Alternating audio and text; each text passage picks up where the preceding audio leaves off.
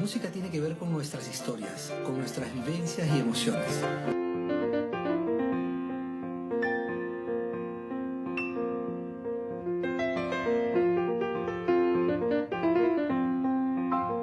La suerte que tuve de mis hermanos también, de que en casa circulara tanta gente musical, del arte, eso definitivamente nos nutrió.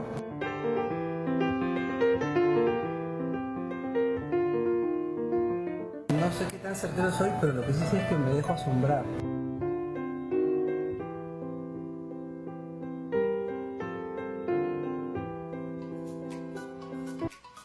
Aplauso de bienvenida para José Luis Madueño, que está con nosotros. Gracias.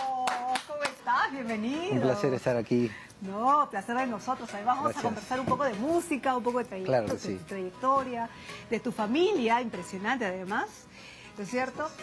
¿En qué estás? Empezando por ahí. Vamos a empezar por el final. ¿En qué estás en Muy estos bien, momentos? por el presente. Ajá. Estoy en varios caminos. Uno es el camino de músico, artista, y el otro es el de docente, ¿no? Entonces acabo de venir de una gira en Europa de 6 semanas, que ha estado muy promisoria y que me está abriendo puertas para este año 2020 volver con algunos. Yo tengo varios proyectos, ¿Ya? entonces estoy por lo menos llevando 2 de ellos y hay un tercero que luego te voy a contar. Y lo otro es que estoy lanzando una escuela de música que se llama Open Music, Ajá. donde vuelco toda mi experiencia en la música, ¿no? Como compositor, instrumentista, arreglista, productor. Y estos cursos, bueno, en verdad ya tienen muchos años de creados, pero lo que es nuevo es que ahora los estoy abriendo para todos los que deseen llevar música no solo a nivel profesional, sino para los aficionados también. Ahora, este señor que es pianista, tecladista, músico en general, también cantante y ahora docente, bueno, docente desde los 17 años, Sí, ¿no? Estábamos sí, comencé hablando. de chico. Ajá, Sí. ajá, tiene mucho que contarnos. ¿Y qué pasa? Que él es hijo del señor Madueño, de Jorge Madueño, que es padre también de Pelo Madueño. Y claro, él lleva la música en la sangre, no solamente por esa herencia, sino que yo estaba leyendo una historia bien bonita y es que desde que él estaba en la panza de su mamá se desarrollaban unas tertulias muy interesantes en tu casa en los 70, ¿puede ser?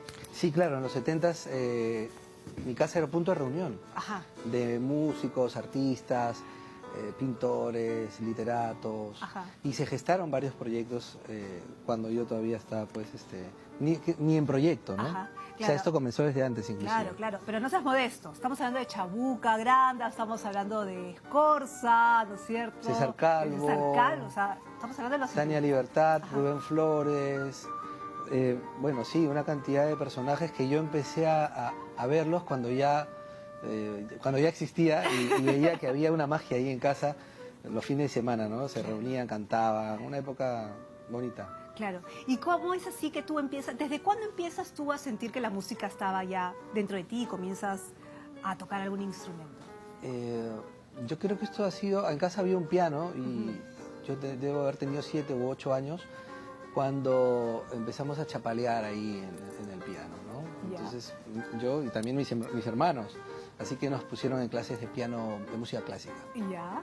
Y ahí ya comenzó. Ahora, todos la tus pasión. hermanos tocan, o sea, están Sí. relacionados de una u otra manera al arte, ¿no es cierto? Sí, sí, sí. En realidad somos 4 hermanos de parte de papá y mamá y 2 de parte de papá y 5 de esos 6 dedicados a la música. Claro, lo más gracioso es que el que no forma parte de esta vida de música, ¿qué es? Tiene otro camino, que es entrenador de fútbol, psicomotriz, todo el tema físico. Totalmente distinto, ¿no es cierto? Sí, sí, sí, sí. ¿Qué? Qué bueno. Qué bueno, Para para variar, ¿no es cierto? Por supuesto, si no se concentra todo ahí, No. demasiada concentración. Jala, Sí, ahí, sí. jala la música. Claro. Ahora, tú empiezas muy chiquito en realidad, ¿no es cierto?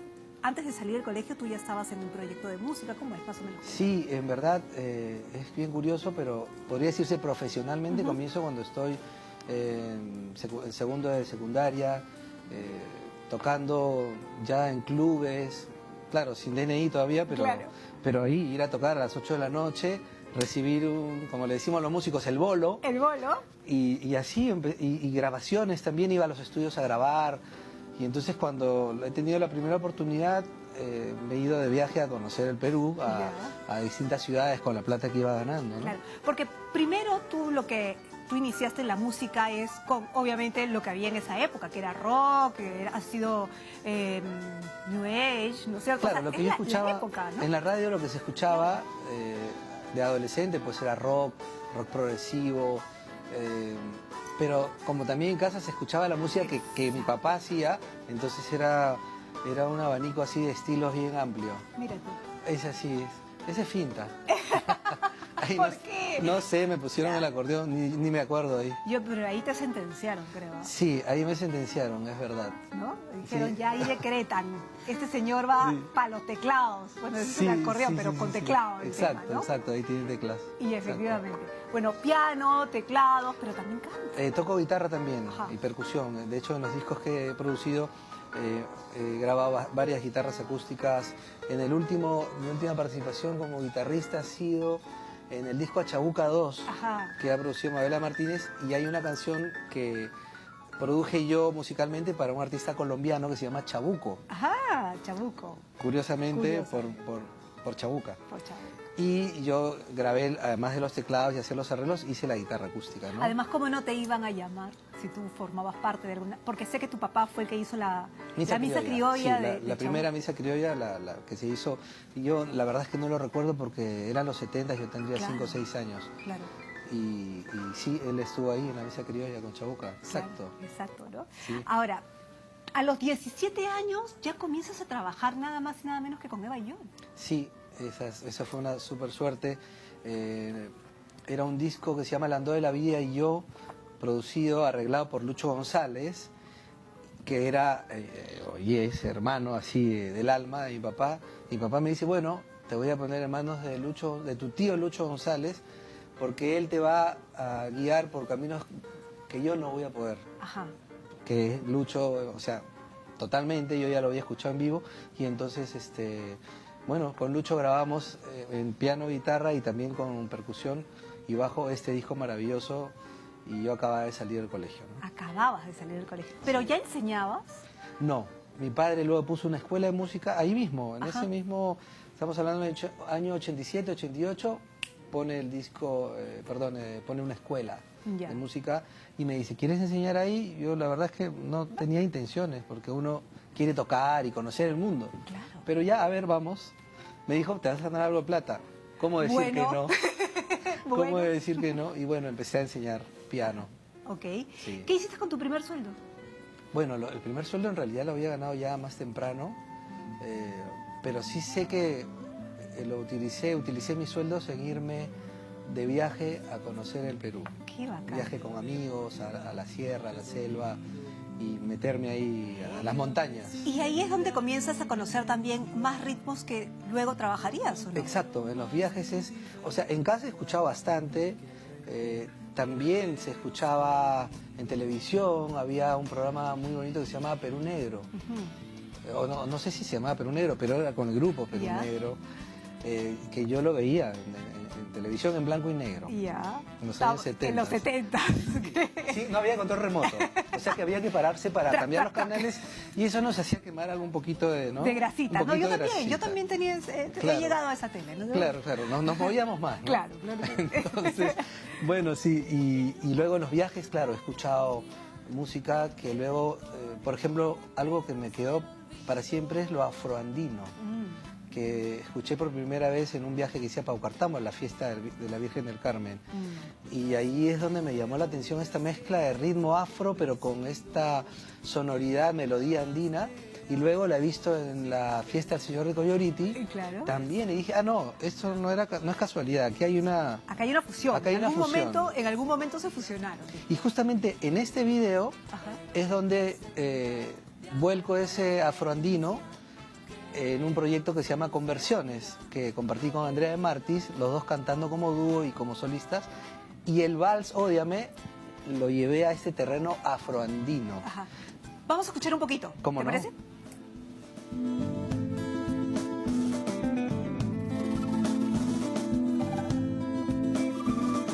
¿Qué vale más si humilde y tu orgulloso? ¿O vale más tu débil hermosura? Piensa que en el fondo de la fosa llevaremos la misma vestimenta.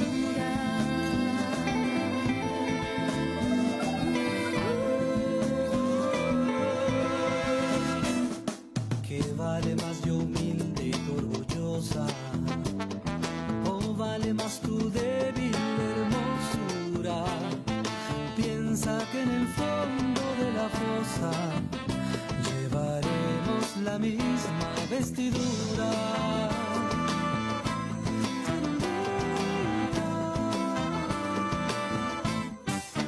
Si tú me odias, quedaré yo Ahora, convencida. cuando tú sacaste esta versión, ¿qué es lo que suele suceder? Sí, ¿Qué pasó? bueno, primero saqué el sencillo antes que el disco. El disco salió en 2017 y el sencillo lo saqué 2 años antes. Y quería experimentar cómo lo recibía la gente, Claro. entonces me fui a radios como por ejemplo Radio Programas, Radio Capital, que se oyen difunde, ¿no es cierto? por todos lados. Y fue bien curioso. También publiqué el video en grupos de música criolla y música andina, grupos de Facebook. Ok. Entonces, digamos, hice todo lo que pude ahí y lo que recibí fue bien interesante. Llamaban, por ejemplo, amas de casa del oriente, norte, sur, de varios lados del Perú, sin conocer mi nombre ni el de mi compañera. Simplemente decían, esto suena a peruano. Entonces, para mí eso fue lo más fundamental.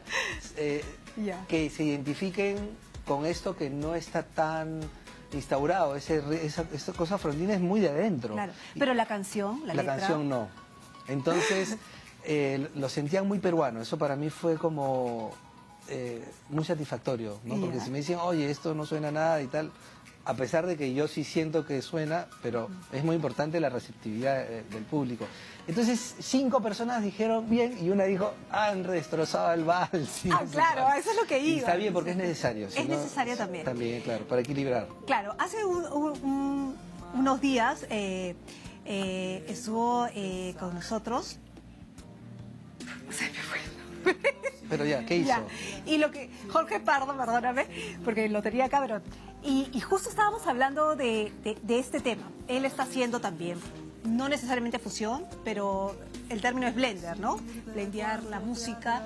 Y lo que decía es, nadie quiere, que también lo han dicho otras personas, nadie quiere lo que no conoce, ¿no es cierto? Y si las nuevas generaciones no escuchan nuestra música criolla, nuestros valses, nuestra música negra, porque se han quedado en un espacio específico, Sí. ¿no es cierto? Nadie más lo va a querer. ¿Tú piensas así o no necesariamente?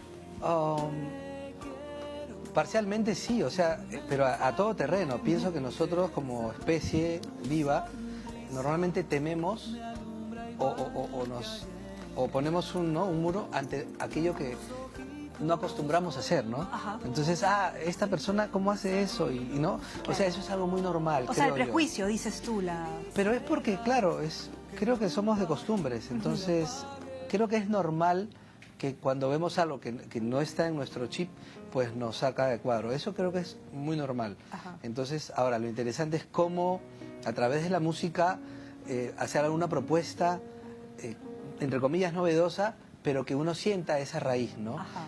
Y bueno, sin querer queriendo, como dice nuestro amigo... ¿Quién? Roberto Gómez Bolaños.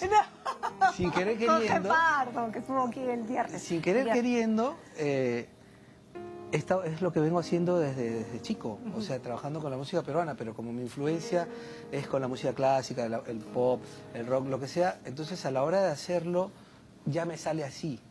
Entonces, un blend, ¿no? Una Claro. mezcla, fusión, como le quieran llamar. Yo le llamo música actual. Es cierto también que nuestro folk peruano durante muchos años se quedó congelado de una forma sin dejarse moldear, como ha pasado en Brasil, en Colombia, en Argentina. Y yo creo que Perú está en ese proceso. O sea, no hemos llegado todavía a ese punto de nuestros hermanos de Sudamérica que ya reventó. Porque creo que nuestro país es un poco más complejo geográficamente, culturalmente es más vasto.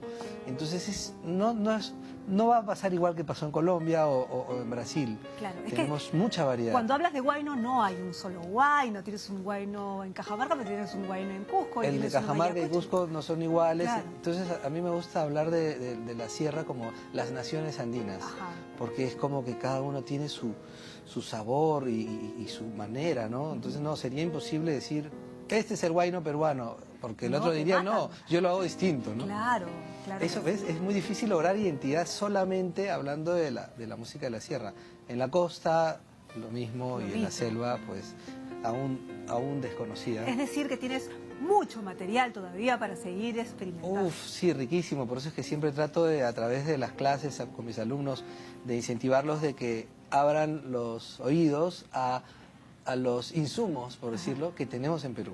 Ok, ahora, ¿cuál es la respuesta de tus alumnos? Porque claro, talento hay, ¿cierto? muchísimo, Hay. claro. Pero ¿cuál es la predisposición de ese talento para construir cosas auténticas y cosas nuestras, más allá de seguir la moda, de seguir ritmos que vienen de fuera, por ejemplo? Yo creo que todo tiene que ver con lo que han estado recibiendo. Entonces, por ejemplo, hay un ritmo que se llama panalivio, ¿no? Un género panalivio, pero que tiene, si queremos encontrar 15 canciones de panalivio, no vamos a encontrarlas. Ajá. Tú buscas 15 chachachas y vas a encontrar 150, no sé, o más. Pero entonces hay un tema con la producción. Entonces vienen estos chicos con sus canciones de pop latino, pero que tienen más de otros países. Entonces yo les digo, mira, escucha el panalivio. Y les empiezo a tocar el tamalito, claro, u otro. Ah, sí, eso es de acá. Sí, claro. Ajá. Pero claro, ¿dónde van a escuchar bastantes fuentes para que? Entonces hay toda una labor, yo creo, de los músicos y productores de gestar si nos gusta, obviamente. Claro. No es una obligación. Ahora, si nos gusta... ¿Hay investigación respecto a eso? Porque cada vez que yo hablo, por ejemplo, con los músicos que hacen música que se tiene que investigar, o sea, en tu caso, por ejemplo, o cuando he hablado con Chevo, he hablado con determinadas personas, por ejemplo, cuando se habla del panalivio, el panalivio ha sido una reconstrucción, has tenido que investigar, ¿no es cierto? En tu caso también has tenido que investigar ritmos para poder fusionarlos, los tienes en tu ADN, pero has tenido que investigar para poder fusionarlos. Entonces, ¿hay mucho de eso? ¿Hay interés de hacer mucho de eso en nuestro país? A mí me parece, bueno, no sabría qué tanto, pero yo creo que sí hay interés. Es más, creo que la música andina ya viene haciendo movidas de abrir, ¿no? A incorporar nuevos, inclusive nuevos movimientos en las danzas y nuevos sonidos de la música. En la música de la costa quizás un poquito más rezagada en eso, pero ya se está abriendo, porque yo creo que los mismos intérpretes se dan cuenta que no es traicionar a nadie, simplemente es que pues hay que contemporaneizarse, qué palabra. Bueno, cuéntame, habían 3 cosas que venías a contarme. Una, que estabas haciendo docencia, tus proyectos, pero había una que me habías dejado en suspenso. Cuéntamela antes de ir. Ah, bueno, estoy preparando artísticamente dos cosas. Uno es un material de cantautor. O sea, yo escribo canciones hace mucho tiempo, sino que no las he producido. Tengo una que hice para las mamás, hace 2 años, para el Día de la Madre, que se llama Madre Estás en Mí, que tiene un videoclip que está en YouTube, pero estoy ya con un plan de editar canciones, texto, o sea, la letra y música mía, que el ritmo tiene que ver con Perú, en la mayoría de los casos, afroandino, lando, festejo, andino de acá, andino de allá, y eso es un plan que va a ir se puede decir, a largo aliento. No voy a sacar un disco de frente, sino de sencillos, comenzando por mediados de año. Y lo otro es que estoy trabajando sobre un disco en homenaje a Chabuca Granda, que también se va a publicar este año y lo voy a lanzar en Madrid en el mes de julio, todo cantado por mí, con mis arreglos, pero sin ánimo de que tenga uno u otro estilo, sino es un disco que se abre por el funk, lo peruano, lo no peruano. Bueno, pero es a lo que quería apuntar Chabuca, ¿no? Justamente, entonces estoy justo terminando de armar el playlist de este material que va a salir a mediados de año. Claro. Muchísimas gracias por haber venido, dejar de conocer un poquito más, conocer del trabajo que haces. Bienvenido cuando quieras. Y nos vamos con nuestro selfie como siempre. Claro que sí. Vamos. A ver, vamos a buscar. Señores, no se vaya. Hay más, no se vaya.